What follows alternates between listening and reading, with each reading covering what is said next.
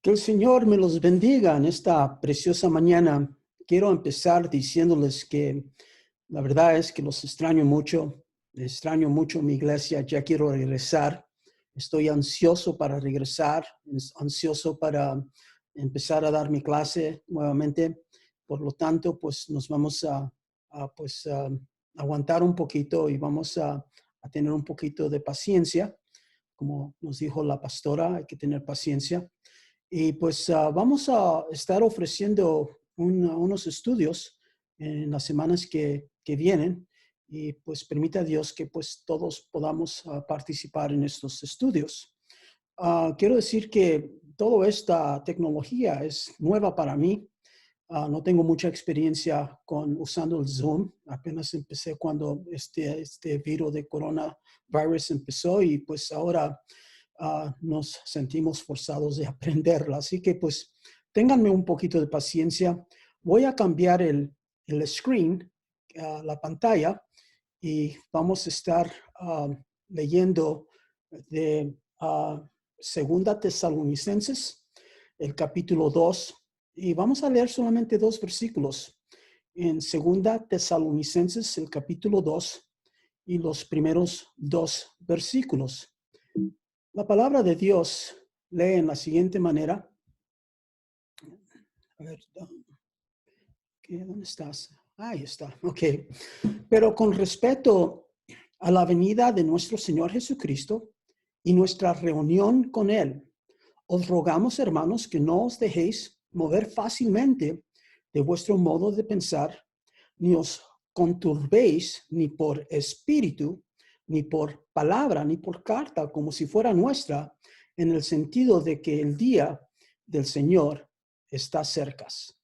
Yo creo, amados hermanos, que hay un peligro cuando bajamos nuestra guardia y paramos de amar la verdad, la sagrada y bendita palabra de Dios. En este mismo capítulo 2, el versículo 10 dice, se pierden por cuanto no recibieron, y quiero añadir aquí, mantenieron el amor de la verdad para ser salvos. Vivimos en un tiempo donde hay mucha confusión y ignorancia en la iglesia en cuestión de escatología, el estudio del fin del tiempo. Y lo encuentro triste porque somos la generación más avanzada en cuestión de tecnología e información y a la vez somos la más ignorante. Siglos atrás, no todos tenían lo que tú y yo tenemos, acceso a la Biblia, la palabra de Dios. Solo un grupo muy selecto, los sacerdotes, por ejemplo, y los monjes que trabajaban en monasterios, ellos tenían acceso a las Sagradas Escrituras. Hoy todos tenemos una Biblia, algunos tenemos hasta 20 versiones completas y aún así no entendemos lo que debemos de entender acerca de los días finales. Y es triste ver que muchos están adquiriendo tecnología o teología, perdón, a través del Internet, a través de YouTube, cuando debemos de estar usando nuestras Biblias. Casi todos los días alguien me manda un enlace, le llaman link en inglés, un video en YouTube y se escuchan cosas que verdaderamente son absurdos. O recientemente, por ejemplo, oí un pastor, un maestro, creando un verdadero pánico y confusión sobre la marca de la bestia. Y mencionó a Bill Gates y un mentado chip que supuestamente está planeando para insertar en vacunas. Este chip tiene que ver con ID 2020, un sistema de seguimiento conectado con la marca 666. Y estaba aconsejando al pueblo que no tome la vacuna de coronavirus. No es mi propósito de usar estos medios para aconsejarles si deben de tomar la vacuna o cualquier otra medicina cuando salga o no, esa no es mi intención. Esa es una cosa muy personal entre usted y el Señor. Cuando yo escuché este maestro, este pastor, yo me pregunto, ¿de veras? ¿Un chip en la vacuna de coronavirus que va a ser usado para controlar todo movimiento? Si uno va a Google y en el buscador marca dispositivos de seguimientos pequeños, se va a dar cuenta que los más chicos son de tamaño de un reloj, como un reloj que estoy usando aquí, un iWatch, un reloj. Y mi pregunta cuando oí esto es, ¿cómo es que va a caber un dispositivo del tamaño de un reloj en una aguja, en un needle que usan para inyectar? Tengo aquí un slide porque en esta mañana, cuando estaba preparándome para este estudio, logré hacer la búsqueda de los más, puse ahí, the 10 smallest tracking devices in the world. Quiere decir los dispositivos de seguimiento más pequeños en el mundo. Y esto es lo que encontré. Los más chicos son del tamaño de un reloj y lo encuentro otra vez algo absurdo que uno piense que puedan poner este tipo de tecnología en una aguja. Ahora, no me malentiendan, por favor. Yo no vivo en una cueva y estoy consciente que la tecnología ha avanzado mucho y tengo un poquito de conocimiento en cuestión de los chips modernas. Yo manejo un sistema de acceso en el edificio donde trabajo y reconozco los tiempos en que vivimos. Estamos viviendo en los últimos días. Voy a volver a repetir, estamos viviendo en los últimos días. No hace mucho tiempo atrás, el director de información tecnológica me pidió que programara un chip de acceso del sistema de seguridad en el edificio que yo manejo, que él mismo se insertó un chip en su mano para ver si trabajaba en el sistema de acceso. Me dio el código y me pidió que lo programara.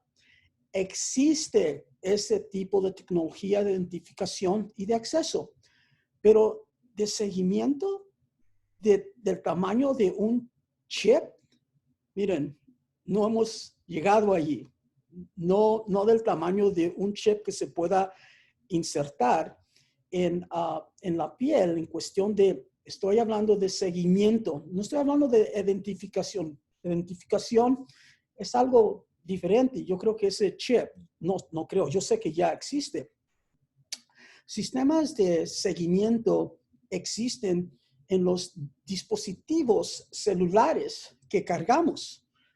Yo no sé cuántos de ustedes saben que Facebook y Google saben más de uno que aún nuestra propia mamá.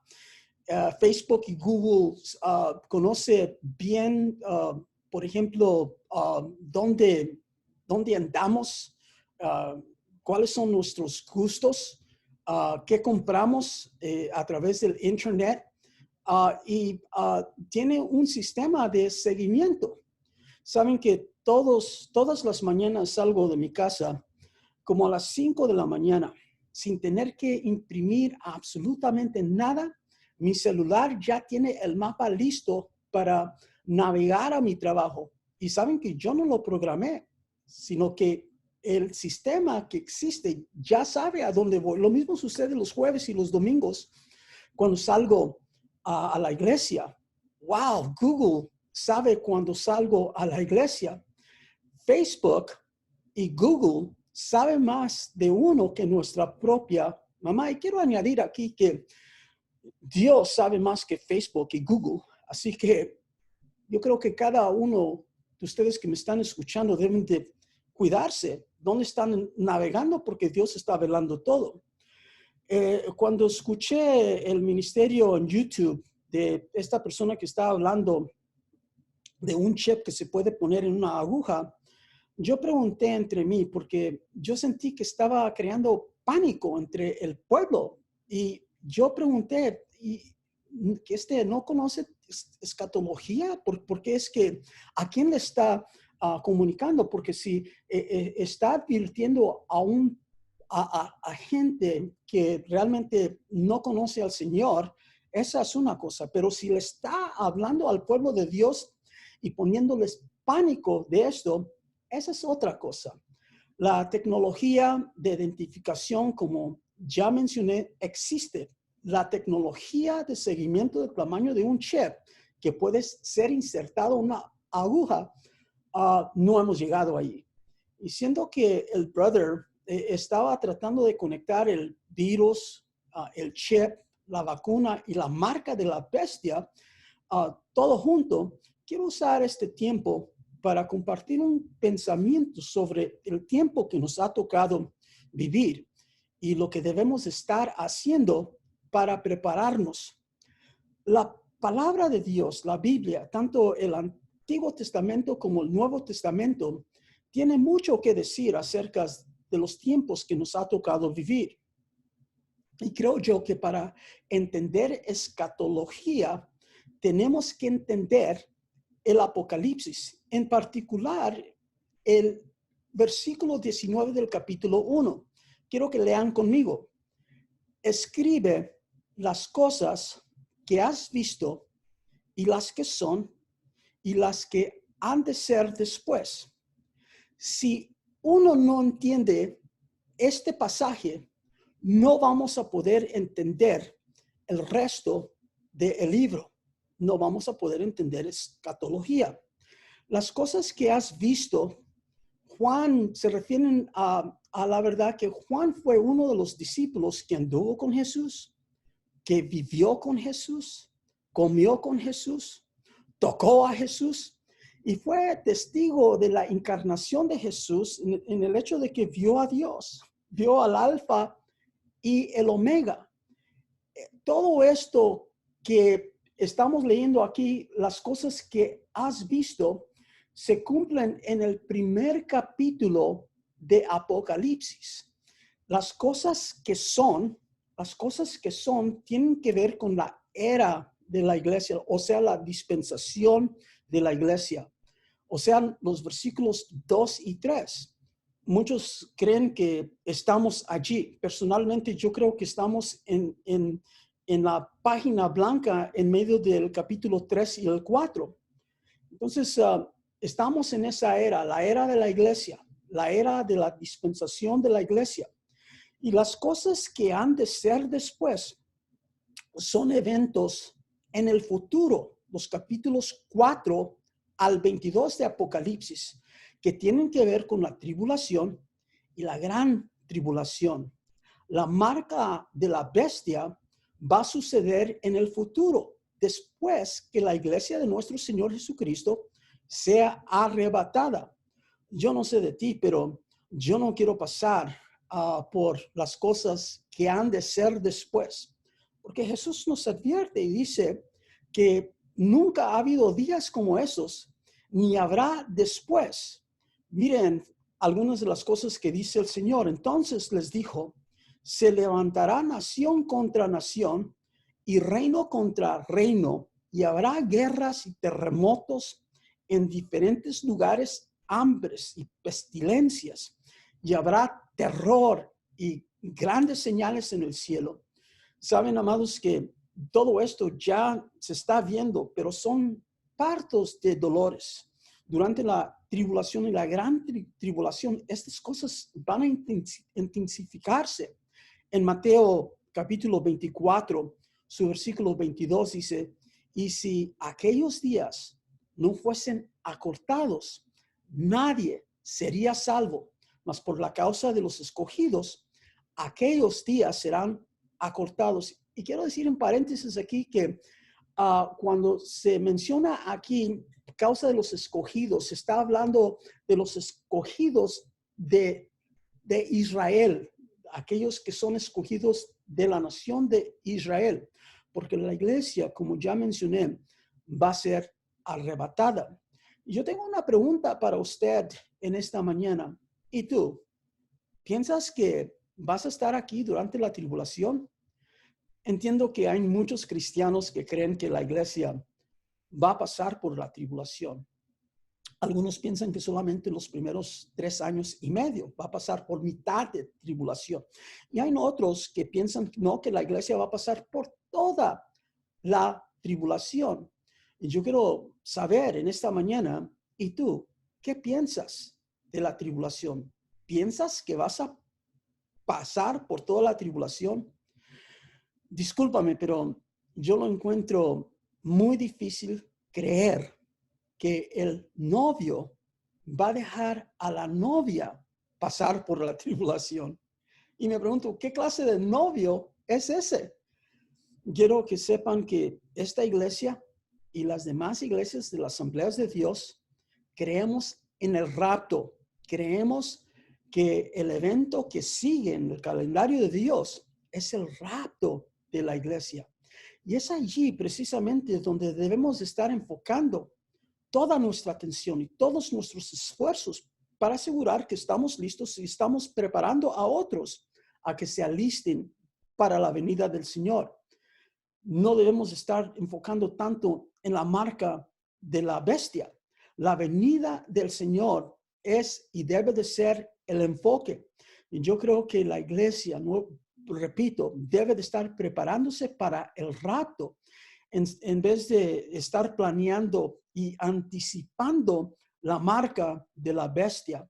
Yo creo que pastores y ministros en el Internet y en YouTube deben de aclarar todas las cosas que se encuentran en los capítulos 4 al 22, incluyendo la marca de la bestia que se mencionan en los capítulos 13 y 14, son cosas que van a pasar durante la tribulación y la gran tribulación. Estos acontecimientos están programados para Israel y para todas las naciones incrédulas y para toda persona que no ha puesto su fe en el único Salvador, Cristo Jesús. Tú y yo tenemos una bendita esperanza. Vayan conmigo a Tito, capítulo 2, su versículo 13. Dice, aguardando la esperanza bienaventurada, y la manifestación gloriosa de nuestro gran Dios y Salvador Jesucristo. La bendita esperanza es uno de los dogmas más bellos de las asambleas de Dios. Está en la lista de 16. Ahora, tengo algunas preguntas, porque ya que estamos hablando del rapto, queremos hacer unas preguntas acerca del rapto. ¿Qué significa el rapto? Traigo aquí una definition para que ustedes tengan una mejor idea qué es lo que significa rapto. El término griego que significa arrebatados es harpazo, que significa apoderarse de repente o arrebatarlo. En latín, la palabra es rapio, que significa básicamente lo mismo, apoderarse y llevarse. Y es de la palabra latina, de esta palabra latina que viene el término rapto. Ahora, quiero hacer otra pregunta. ¿Dónde se encuentra la palabra rapto en las Sagradas Escrituras? Bueno, si usted va a 1 Tesalonicenses, el capítulo 4, su versículo 13, leamos. Aquí vamos a encontrar un poquito de información del rapto. Tampoco queremos, hermanos, que ignoréis acerca de los que duermen, para que no entristezcáis como los otros que no tienen esperanza, porque si creemos que Jesús murió y resucitó, así también traerá Dios con Jesús a los que durmieron en él, por lo cual os decimos esto en palabra del Señor, que nosotros que vivimos, que habremos quedado hasta la venida del Señor, no precederemos a los que durmieron, porque el Señor mismo, con voz de mando y con voz de arcángel y con trompeta de Dios, descenderá del cielo y los muertos en Cristo resucitarán primero y luego nosotros, los que vivimos, los que hayamos quedado, seremos arrebatados juntamente con ellos en las nubes para recibir al Señor en el aire, y así estaremos siempre con el Señor. Por tanto, alentaos los unos a los otros con estas palabras. Ahora, quiero hacer una pregunta. ¿Cuál fue la razón, el por qué Pablo escribió a los tesalonicenses? Bueno, pues había un problema en Tesalonicia, en esa iglesia, donde habían quienes estaban enseñando falsa doctrina, como hoy en día se encuentran tantos por allí, enseñando falsa doctrina. Y esta falsa doctrina consistía en que los muertos en Cristo no iban a ser arrebatados. Y Pablo tuvo que corregir esto y escribió primera a los tesalonicenses. Más tarde descubrió otra falsa enseñanza y tuvo que volver a escribirles. Escribió la segunda carta a los tesalonicenses. Veamos los versículos 1 y 2 de segunda Tesalonicenses, su capítulo 2. Dice, pero con respeto a la venida de nuestro Señor Jesucristo y nuestra reunión con Él, os rogamos, hermanos, que no os dejéis mover fácilmente de vuestro modo de pensar, ni os conturbéis ni por espíritu, ni por palabra, ni por carta, como si fuera nuestra, en el sentido de que el día del Señor está cerca. Los tesalonicenses llegaron a creer, tal vez por la persecución que estaban padeciendo, que el día del Señor había llegado. Entonces, esto nos lleva a la pregunta que sigue y que es, ¿qué exactamente significa el día del Señor? Y aquí puse otra vez en la pantalla otra, uh, otra definición de lo que en respecto al día del Señor. El día del Señor es una frase que se encuentra en el Nuevo y el Antiguo Testamento. Y ahí tengo todas las citas donde usted puede encontrar textos bíblicos en ambos, Antiguo Testamento, Nuevo Testamento, donde el día del Señor se encuentra. Isaías 13, Ezequiel 13, Amós 5, Abdías 15. Pues usted lee ahí en la pantalla y usted va a ver que se habla mucho acerca del día del Señor. El día del Señor, amados, incluye la primera y la segunda parte de la tribulación. Ahora, quiero hacer otra pregunta. ¿Y cuál es la diferencia entre el día del Señor y la venida del Señor? Como ya mencioné, el día del Señor tiene que ver con la tribulación y la gran tribulación, pero la venida del Señor tiene que ver con el rapto. Cuando Jesús venga por su iglesia, quiero decirles que su pie no va a tocar tierra durante la venida del Señor. Nos vamos a unir en el aire, en las nubes. La venida del Señor le da significado especial a la palabra Salvador. Jesús viene a salvarnos de la tribulación o de la ira de Dios. Viene a salvar y nos ha salvado del infierno, ¿verdad? Del castigo eterno. Nosotros ya tenemos y poseemos esa salvación. Ahora, Pablo animó a los tesalonicenses con la verdad que la venida del Señor o el rapto viene antes del día del Señor y clarifica que la venida del Señor no es la segunda venida, porque la segunda venida acontece después del día del Señor. Vamos a verlo. En 2 Tesalonicenses vamos a volver a leer estos mismos pasajes porque son muy importantes para entender escatología. Ahora, pero con respecto a la venida de nuestro Señor Jesucristo y nuestra reunión con Él, os rogamos, hermanos, que no os dejéis mover fácilmente de nuestro modo de pensar, ni os conturbéis, ni por espíritu, ni por palabra, ni por carta, como si fuera nuestra, en el sentido de que el día del Señor está cerca. Nadie os engañe en ninguna manera, porque no vendrá sin que antes venga la apostasía y se manifieste el hombre de pecado, el hijo de perdición.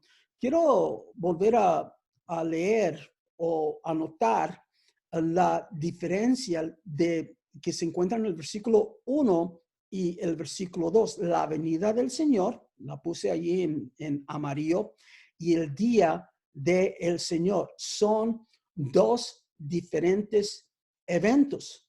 Ahora, la pregunta que viene a mi mente, anyways, ¿qué significa la segunda venida del Señor? Ya hablamos del rapto. La venida del Señor es para la novia, es para cristianos, aquellos que están listos. Y saben que es muy importante porque Jesús enseñó una parábola de las 10 vírgenes, y pues yo creo que debemos de prestar mucha atención a las palabras de Jesús. Jesús habla de la importancia de prepararnos, de estar listos para el novio.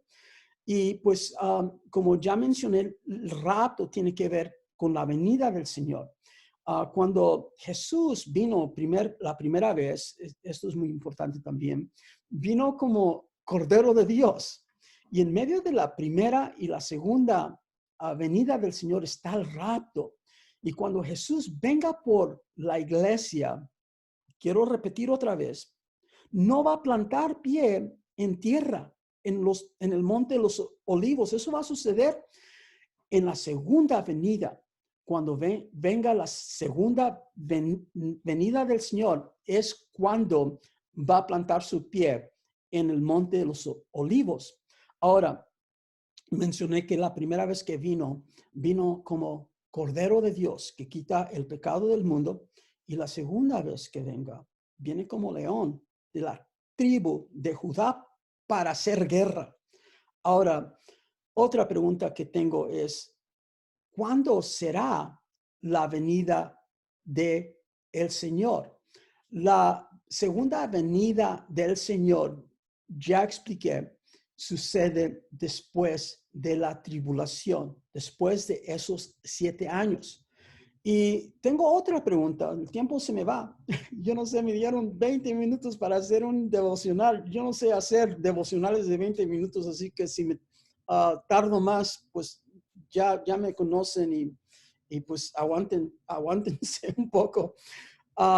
¿Qué evento tiene que suceder antes del rapto? Yo creo que muchos de nosotros sabemos que este evento está sucediendo, y es lo que el Señor Jesús nos dice. Él es el que sabe, amados. Dice, y será predicado este evangelio del reino en todo el mundo para testimonio a todas las naciones. Entonces vendrá el fin. Es aquí, amados hermanos, donde debe de estar todo nuestro enfoque, no en la marca, no en el chip, no en Bill Gates. Miren, si ustedes quieren pensar en Bill Gates, yo creo que debemos de pensar en evangelizarlo, ganarlo para el reino, orar por él, por su salvación. Si es que no es salvo. Personalmente yo no conozco al hombre, pero si voy a pensar de él, voy a pensar en su salvación. Tengo otra pregunta y ya vamos a terminar. ¿Qué evento da inicio a la tribulación? Bueno, pues podemos encontrar la respuesta a esta pregunta en el libro de Daniel, porque Daniel dice que la primera parte de la tribulación es un periodo de 3 años y medio, y empieza cuando un líder logra hacer un pacto de paz con la nación de Israel y trae paz al Medio Oriente. Déjeme darle el pasaje. Daniel capítulo 9, el versículo 27, dice, y por otra semana confirmará el pacto con muchos, y a la mitad de la semana hará cesar el sacrificio y la ofrenda. Después, con la muchedumbre de las abominaciones, vendrá el desolador hasta que venga la consumación, y lo que está determinado se derrame sobre el desolador. Miren, amados, acabamos de leer que después de 3 años y medio, el pacto va a ser quebrantado, y esa paz que se estableció al principio de la tribulación va a cesar. Y es aquí donde la tribulación empieza. Yo no sé, pero yo no voy a estar aquí durante ese periodo de tiempo en el calendario de Dios, porque la iglesia va a ser arrebatada. Pero si alguno, pues, se queda durante ese tiempo y ve que se ha hecho un pacto con Israel y hay paz, entonces, amados, no lo digo yo, palabra de Dios, la tribulación ha empezado. Por el tiempo, ahorita no hay ningún pacto con Israel. Yo creo que estamos muy cercas a ver ese pacto, pero antes de que suceda, va a haber el rapto de la iglesia. Este segundo periodo de tiempo de 3 años y medio que sucede después, a la mitad de la semana, Jesús le llama la gran tribulación. Ahora tengo otra pregunta para ya terminar. ¿Cuándo entonces viene la marca de la bestia? La marca de la bestia acontece después del rapto, durante la parte mediana de la tribulación, en los capítulos 13 y 14. Nosotros no vamos a estar presentes durante la tribulación. No vamos a estar presentes durante la tribulación, porque vamos a ser arrebatados. La iglesia va a ser arrebatada, porque, ¿saben qué, amados? Jesús nos ama. Jesús ama a su iglesia. Jesús murió por la iglesia y Él no va a dejar que su iglesia pase por la tribulación. Entonces, mi pregunta es, ¿qué es lo que la iglesia debe de estar haciendo antes del rapto? ¿Usted cree que debemos estar preocupándonos de la marca de la bestia y preocupándonos de la tribulación y la gran tribulación? No es lo que Jesús nos dice. Jesús nos dice, velad pues, porque no sabéis a qué hora ha de venir nuestro Señor Jesucristo. Está hablando del rapto y hay que estar listos para Cristo, listos para el rapto. Permita a Dios que esta pequeña devoción ha sido de bendición para usted. Oremos en estos momentos. Santísimo Dios, Padre, te damos gracias que nos das esta oportunidad de escudriñar tu palabra, Señor, de volver atrás, de poder, Señor, reunirnos, aunque estamos separados, nos encontramos separados, pero unidos en propósito, la causa de Cristo. Yo te pido, Señor, que nos ayudes a estar listos para el rapto de la iglesia. Ese es el evento, Señor, que está en tu calendario, es lo que va a suceder next. Prepáranos, Señor, para el encuentro contigo. Vamos a reunirnos, Señor, en el aire contigo. Y mientras, Señor, ayúdanos, danos discernimiento, Señor, que no seamos ignorantes acerca de estas cosas, Señor, que no nos dejemos ser engañados, Señor, por tanta falsa doctrina que existe allí. Que mejor, Señor, vayamos a tu palabra bendita, Señor, y acudemos, Señor, que consigamos, Señor, de ella, Señor, la revelación que tú nos has dado en Apocalipsis, en Daniel y todos estos libros, Señor. Yo te pido en el nombre de Jesús, bendícenos, Señor. Sigue protegiendo, Señor, a tu pueblo. Señor, cúbrenos, Señor.